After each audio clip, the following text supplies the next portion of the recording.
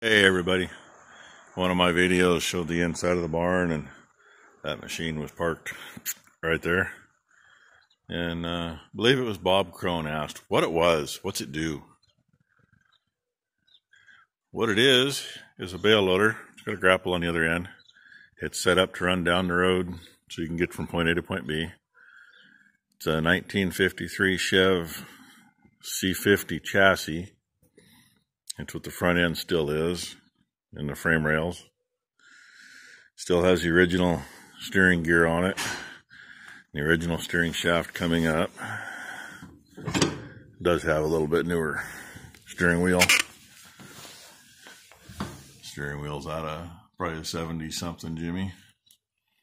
That's right where that came to, so that's kind of where we built for this part. The uprights are all boxed in tubing. All heavy tube. Two big plates that bolt to the chassis. There's, I don't know how many, 50 or 60 grade 8 bolts bolted into the chassis, and the way it's on here, if they ever do break, it's going to be bad. We built the top portion from that tube there up a year after the machine. We built the machine the winter of 84, 85. I'd already graduated high school, and a couple friends of mine that were still in school would show up at night and help me do things like lift those uprights up and get them clamped in place, and I'd get them tacked so they wouldn't go anywhere. And then the next day I spent all day welding on them, and they'd get in. The next night they'd show up, help me with another piece. Oh, where to start? Engine is a small block Chevy. Don't know if it's a 305 or a 350. We never ran the numbers to find out. Junkyard motor. It's been in here since we started building it. Transmission's turbo 400. We got it. Had it checked. Everything looked great inside, so threw her in and runner. Had it rebuilt once, and they didn't do everything. It ended up being an issue, so we had it rebuilt again last winter. It's out of a 72 Monte Carlo. I know this because the 402 big block engine that was in front of it was in one of my service trucks I bought from the junkyard. Bought the engine, that is. Had trouble with the original brakes, juice brakes, and needed to replace shoes and drums. And drums are no longer available. Didn't matter where we went, we couldn't find any. So we swapped the rear end. This is actually a Ford truck rear end. It's geared a little too tall, and going to the 10 bolt wheels, we used the smallest thing we had, which are 10-122 5s, which are a little bigger than the 8 1/4 20s that were on it. Oh, cylinders up there. That's the 3rd or 4th set on here. We went through a couple regular loader tilt cylinders and busted them up pretty good. Busted up, actually we busted this set up once. The rods were too small a diameter.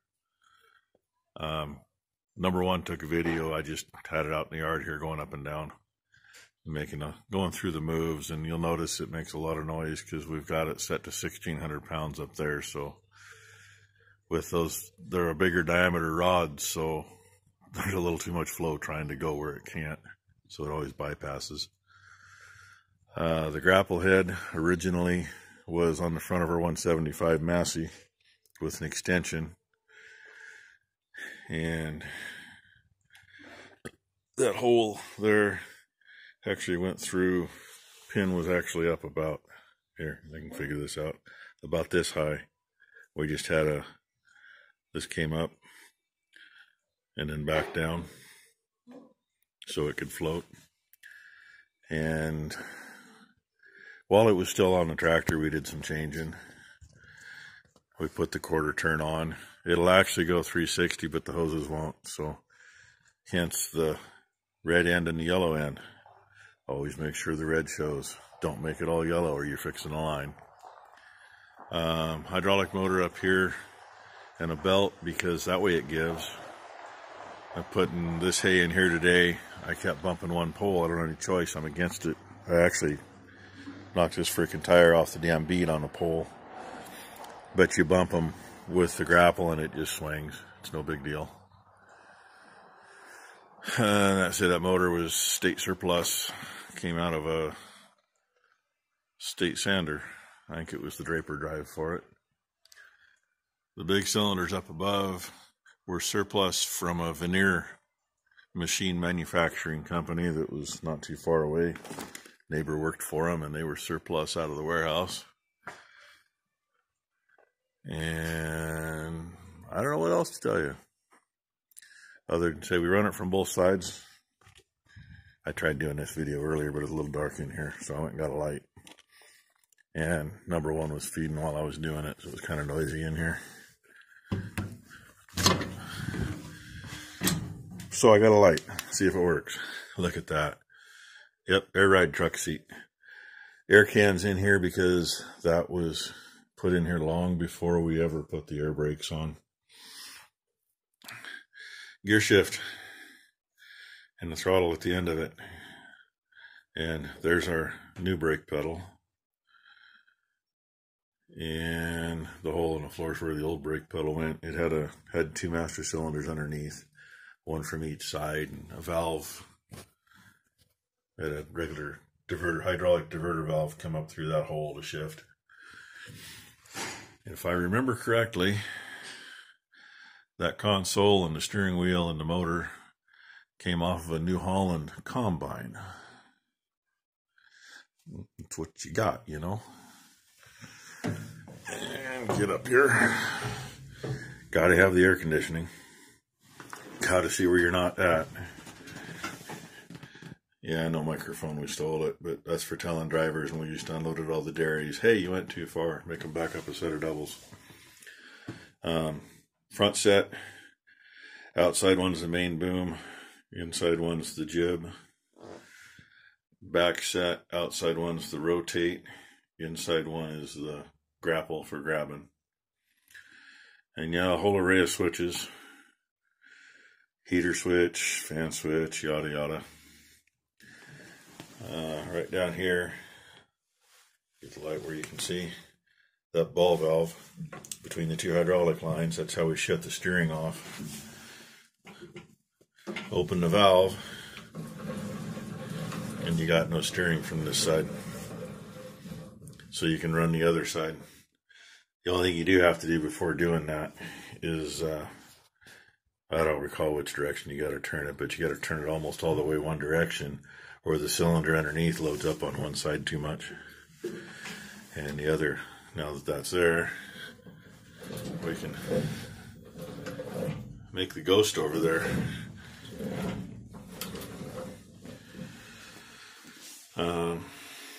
Yeah, obviously air brakes now, that's where we had to put that. Only place I had that was out of the way. I don't know what else to tell you. I've run this thing since I built it. Dad used to do most of the, he probably did half of the unloading for people. This thing was on the road 3 or 4 times a week. Anywhere from a 2-mile trip to a 20-mile trip one way.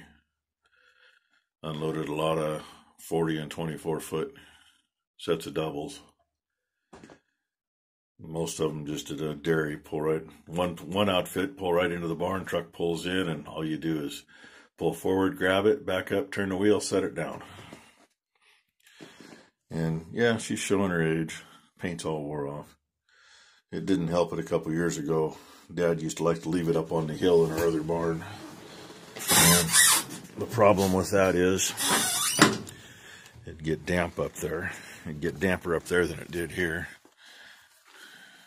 And then mess that up. So anyway, I'll throw this up with that one that number 1 gets to me, and you'll get to see it. So hit the like, subscribe. Thanks for watching, all that good stuff. So my dad built this when he was 18. There on the front.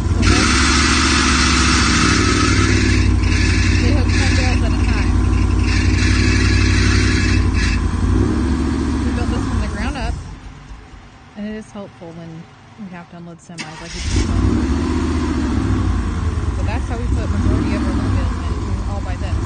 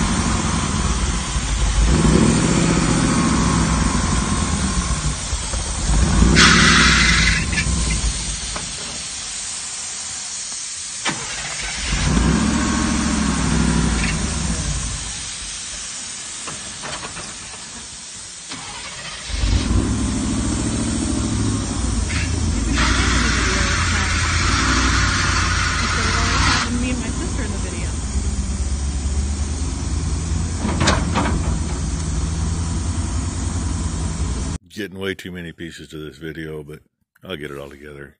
You'll understand it. These I set in here. Usually we pick up out of the bale wagon stack and they're on edge. We've got the stacker program to either go on edge or flat. Flat, you can get one more row if you're lucky, but it's kind of tight on the, it's got a shorter bed on it, so it doesn't quite. It'll do 10 high, but unloading it, you got to really pay attention. These we hand stacked flat on the trailer, so that's how they came off. The grapple's just big enough to pick them up flat. It's kind of a pain, but when I set them in, I use that quarter turn and I alternate them. Usually it's more than 5 bales wide. I mean, this hole I'm missing. If they were on edge, there'd be 3 more bales. But coming in around the straw stack and coming in through where the skid steer is, I can't make that corner and get over here without messing around. So it's not like it's going to be here long. Actually, I'm hoping this will be here a while. We're going to bring at least another load down here pretty soon. And I got plenty of room for another load right there. Thought about going higher with this, but, you know, we've got to get it down and work under it. So in number 1's part of the video, she talks about fix 10 bales up. So there's 10 bales. Just missing one on that set though, top right corner of the screen. Like I said, it's kind of a pain in the butt picking them up flat. It doesn't quite reach very well. On the edge is much better, but it's also narrower. Either way, it works. So there, that tidbit. And yeah, usually we go up till we're hitting the ceiling when we bring hay in. But, you know, didn't have to do much this year. I did set some up on the deck, just so there's something up there if we do have to feed something inside. Like if it's way too freaking nasty and I don't want to get out there, we'll throw some in the feeder in here, but I don't want to do that. Bad enough feeding out there in the other feeders. Hey, I forgot to mention that nubbin sticking up right there. That's the hand gear shifter. There's a, get my finger in the right place. There's a bolt through there, double ender. And it used to be marked where the gears were. Your drive and second and first, and then jute, neutral, reverse, and park. And Dad at one point couldn't move his foot to run the other one, so he'd slam it with the hand one, and he put this on here to stop it from going into park. It's just still there. I don't use it. Oh yeah, and all them light switches, there's lights too, road lights, and there's a set of lights up on the boom. I don't know if you can see them. They're right underneath the cross piece. And we've got, of course, tail lights, turn signals, and if it isn't too dark back here, yeah, it is. It looks like the back of a truck. It's cut out for all the lights, and there's a set of 4-inch lights for looking there. And there is a wire ran down to that solid cross piece. I don't know which side it's on. I think it's on the other side. Comes down with the hydraulic lines. But we never put lights on there because you kind of don't need them there. And they'd always be pointed the wrong direction. They'd either be pointed and hitting the ceiling, or they'd be hitting you in the face. So anyway, oh yeah, and hydraulics on this, it's got a 30 gallon a minute pump, belt driven. Kind of forgot that. And I suppose I could try to kill myself. See if I can get the hood up. And if you don't pull straight on it, it doesn't pull up. Hold on for the ride.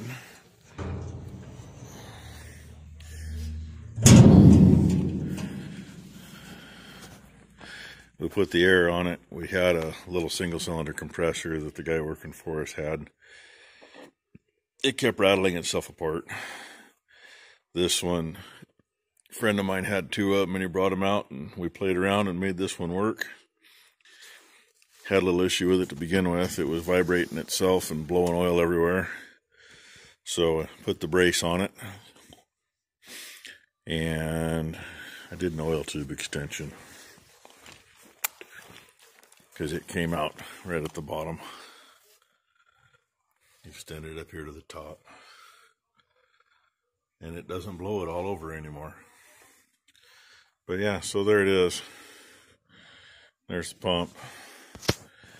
Originally we had the radiator and the flex fan off a 500 Caddy. And eventually it just got to where we run it at an idle all the time, so it couldn't cool. So we put the electric fan on. And something screwy after putting the electric fan on, I think it generates a little bit of juice when you shut things off. Because when you shut the key off, it'll run for about 3 or 4 seconds before it actually shuts down. So all I can figure is it's making enough juice to run the engine. But that's what I know. I'll get this on with the other. Once again, like, subscribe. Thanks for watching. Leave a comment. Ring the bell. Makes the girls laugh.